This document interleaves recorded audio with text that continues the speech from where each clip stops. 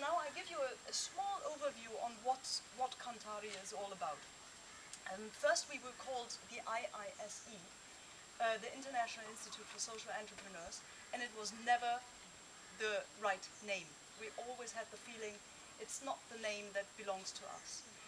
Why did we choose this name? Because we didn't have another word for what we were looking for. We didn't have another word for the person, the change maker that we were looking for. So we were basically looking for a center, or wanted to have a center, a training center for social change agents, for people who come up with big social visions, big social dreams, and who want to create a mindset change, who have the guts to challenge the status quo and come up with innovative solutions. So the closest word that would somehow describe this term or this kind of leader was a social entrepreneur. But we were never happy with this, because it was always mistaken for a business school with a social touch. And that's exactly what we are not. Yeah? Now, the difference between a social entrepreneur and the social change maker is probably, well, the social change maker has to have all the abilities or all the capacities that a social entrepreneur has to have, but even much, much more.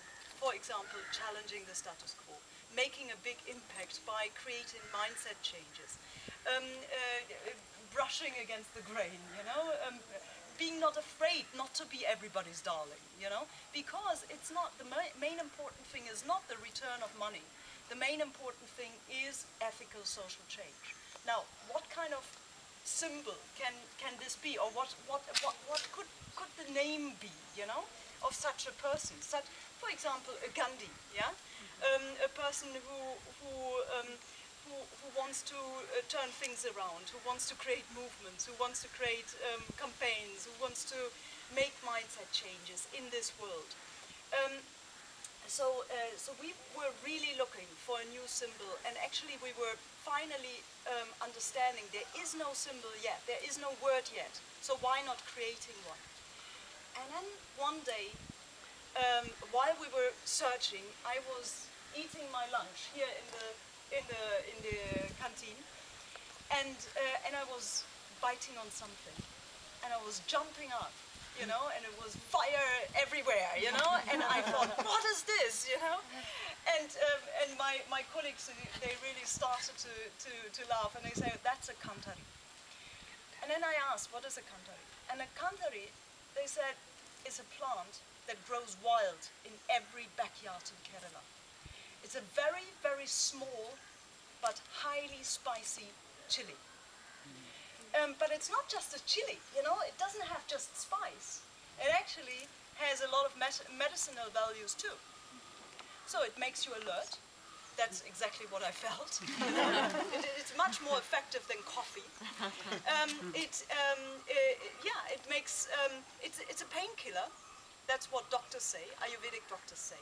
You know, it can kill pains, especially in skin or skin pains, or even headache, or all kinds of things. It purifies your blood. It lowers your blood pressure and cholesterol. So it's actually a very, very effective medicine. And the great thing is it's not dangerous. So especially when you have problems with your stomach, you still can eat it. You know, it's not creating acid. Extra acid. So it's a very, very healthy, little, and very effective plant. And I thought this is exactly the symbol of what we need. Now, the second meaning of this is in Kerala, they call women, especially women who have their own thoughts and their own way of doing things, they call Kantharis. They also call little kids Kantharis who have this fire in their eyes, you know, and who have this their own minds, and who have who go their own ways, who are a little bit rebellious, but in a very, very good and smart way. Yeah. So we thought exactly that's the symbol we would like to spread, and with this symbol, we want to spread the spice of Kanthari throughout the world, and we want to make people a little bit more interested in what is surrounding them, and a little bit more spicy, a little bit more critical thinkers and driven doers. We have about 200 applicants in the last 2 months, mainly from African countries, and they have to go through a quite rigid interview system with psychologists and everything, because everything is then, once they are selected, they get a scholarship. So when we interview them, we really ask for this moment in their life. What makes them tick? What makes them drive? What gives them energy to go for this project and not to jump off after the first big obstacle? And then they go to internships in Act 3, so it's a journey in 5 acts. So Act 3 is the internship, and now they are in Act 4 and student graduation, and Act 5 is the actual start of a jump into their new project. So from so far 64 graduates, 31 are already really successful. They really made a big impact, and around 19 are on the jump to become successful. So they have registered, they have their first participants or their first beneficiaries. They have also their offices or their training centers almost done. But it takes a little, and some are snoozers, some come later maybe.